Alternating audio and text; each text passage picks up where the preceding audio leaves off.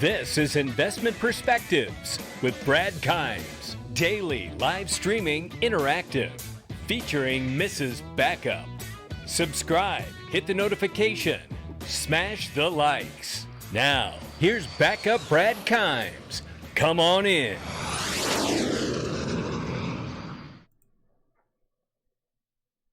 Good morning and welcome back to Investment Perspectives, everybody. I want to put together here the revealing of the global path for XRP, and I want to start right here with the flurry of the digital dollar proposals that have made it to the Congress, to the congressional floor. All right, let's start here, and I'm going to build through this. Some of this stuff you may have seen, and some of this stuff you haven't, and I want to take you through even some old clips of things that I know that you've seen more than likely, but in the light of today, it's always good to turn around and look back at the older information. I know Michael McDaniel and the fellas in the deep dive room, shout out to them. They really helped me to gain that perspective that every so often you got to turn around and look back down the road and look at some of the things that we've already been shown, or we've already found or discovered or talked about. And sometimes under the light of today and where we are in the current events, they have a lot more meaning. They carry a lot more weight. Okay, so let's start right here. We know that there's a lot of flurry of digital proposals that have made it to the congressional floor. This is exciting, but I want to talk about the fact that we also know that there's the Digital Dollar Project, Christopher Giancarlo and his brother Charles, hugely connected to the CFTC, which he was the former chairman of, and now we're talking about his, he served on FSOC, which is a regulatory body connected to the Treasury. Huge backgrounds here. Silver Lake partner for Charles Giancarlo. These guys have been in finance and regulation forever, and it's pretty exciting that they are working on a digital dollar project. Now, recently we just saw the Visa puts out a patent for cryptocurrency system to replace cash.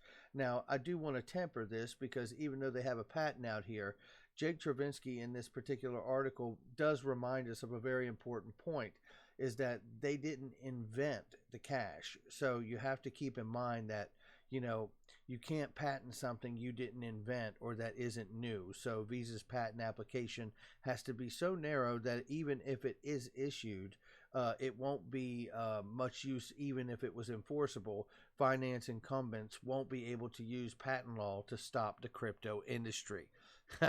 Now that's pretty exciting, because then that to me seems like it forces the narrative that government needs to take a hold of the narrative, and they have no choice but to get into this game.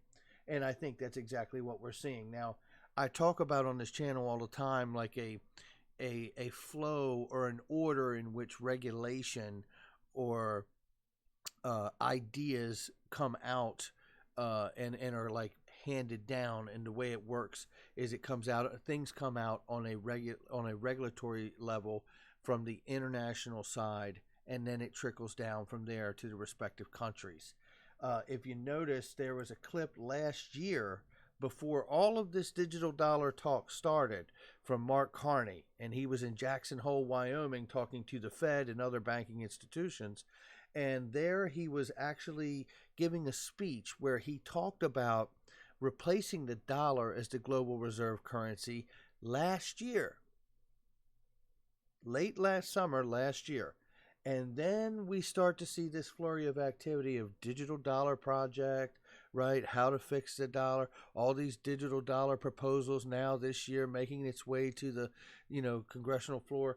This is the path where the conversation starts at a G20 level, and you have the governor, which he may be the former governor at this point, of the Bank of England, Mark Carney, discussing on our land that this is England, this is UK, right? This is an ally to the United States, discussing the idea and notion of taking the US dollar out of the global reserve status. This is not a small conversation that he's giving. I want to remind everybody and play just a couple-minute clip here for you. Let's listen to this exchange of what he says. So let's listen to this. Changing gears, last issue, Governor Carney, I really appreciate your time and thoughts on this. You dropped a bombshell in the luncheon there. That's the way I was described. It's almost like a mic drop. You are exiting this job, almost like a mic drop. And you said we need to go to a global virtual currency. It's a 23-page speech. It's very heavy. Give us the thumbnail. Why just read I want to know, did you just read the conclusion of the speech, Steve? No, I read 14 pages, and then I jumped to the conclusion. So what's the point? Give us the thumbnail. Why can't the dollar be the global currency? Okay, the dollar is the global currency. We know that. The challenge is that the U.S. share of the global economy has been reducing. The dollar's share of payments, not just financial assets, but payments, a lot of payments between countries that have nothing to do with the U.S. are in dollars. And what happens in situations like we're in today, where the U.S. economy, to its credit, is relatively strong, is doing better, and the Fed has been doing the right thing, which is, they've adjusted policy, they tightened policy as it was strengthening. Now they're making, the Fed is doing the right thing, but they have adjusted and policy is relatively strong. That means rest of world policy is tighter than it needs to be, and that feeds back on the U.S. economy in a way that ultimately slows this economy. And it leads to a substandard outcome. And in a world where you only have limited policy space, it's a dangerous place to be. And so the trade issues we're talking about are reinforced by the structure of the monetary system. Now, I mean, you've asked a big question, so just give me a second to, but now the issue is you don't just jump to something new overnight. And what we want in a multipolar world, I think we'd agree that we've got the European engine, we've got the Chinese engine, we've got the U.S. engine of this economy. Multipolar world, you need a multipolar currency. The question is, how do you get there? And I laid out some ideas of how you would get there. And the bottom line, Governor, is that all of the pressure on the difference in growth around the world would not fall on the dollar exchange rate. Yeah. It would be spread out if it was a global basket of currencies. It would be spread out as a global basket of currencies. It's better for the system as a whole. It's better. It raises that equilibrium level of interest rates. Right. It gives central banks more policy, but it gives people who are watching greater returns on their savings. Well, certainly worth thinking about. Governor Carney, thanks for joining us, and good luck through the Brexit process. And there you have it. So this is, at the time, the governor of the Bank of England really discussing the advantages of moving to what he refers to, and he didn't say it here, but what he refers to as a SHC, a synthetic hegemonic currency. Hegemonic meaning one to rule all. Now, I got to tell you, I could think of one. And I believe, since this conversation of last year has happened, the World Economic Forum can think of one too. It's XRP. Again, this is the Policymaker Toolkit, as you see here in the top corner, from the World Economic Forum in January, 6 months after, or just about 6 months after, that statement in Jackson Hole, Wyoming. We see a policymaker toolkit, handed out for central banks to use as a framework to create their own central bank digital currency. Quite interesting. I have to give a couple shout outs here. One, I have to shout out Boarded, who sent me a video from Mark Carney that inspired this video this morning. And I also have to shout out Liquid XRP, because what we're ultimately talking about is a system that looks like this. Liquid XRP redrew and worked up a diagram of what I did on the whiteboard, and it looks amazing. Thank you to Liquid XRP, and thank you to Boarded.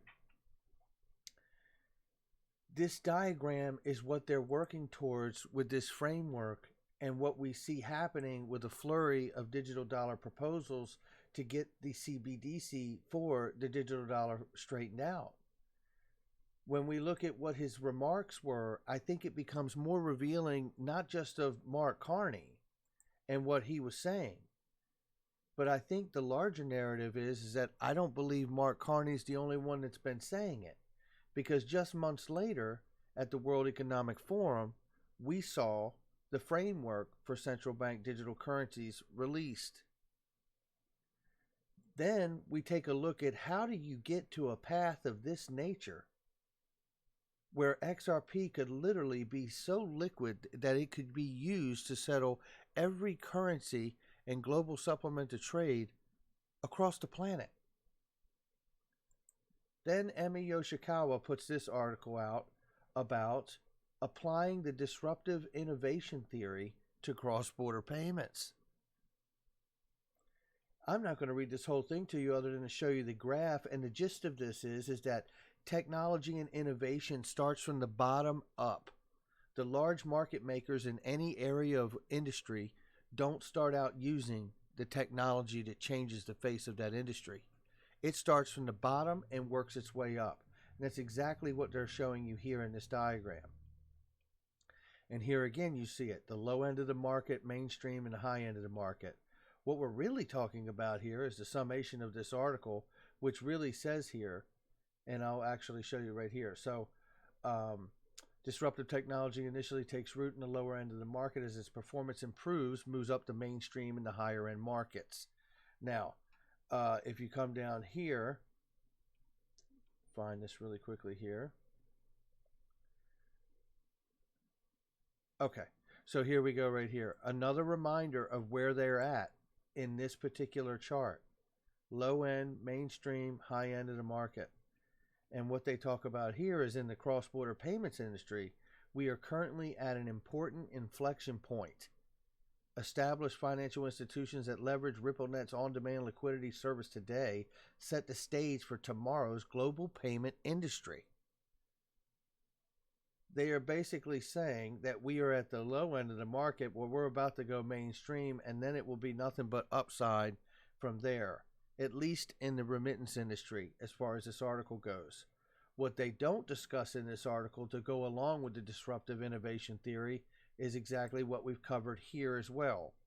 The flywheel theory that was put together by myself, Big Skinny, and even with the help of Cryptopolis as well. So, and DAI also had a hand on this, on conversations on this as well. So this, to me, in combination with the applying the disruptive innovation theory, is how you get to a place where you could see this system fall in place.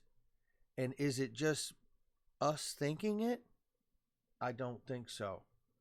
Why don't I think so? Because the World Economic Forum is developing central bank digital currency frameworks for the planet. All right, guys, that's going to do it for me. Hit the like and subscribe. If you like the content, please share it. And don't forget, we will tune in this morning at 10 a.m. Eastern Time with Cryptopolis, co-host of Investment Perspectives. We will see you on the next one. Take care.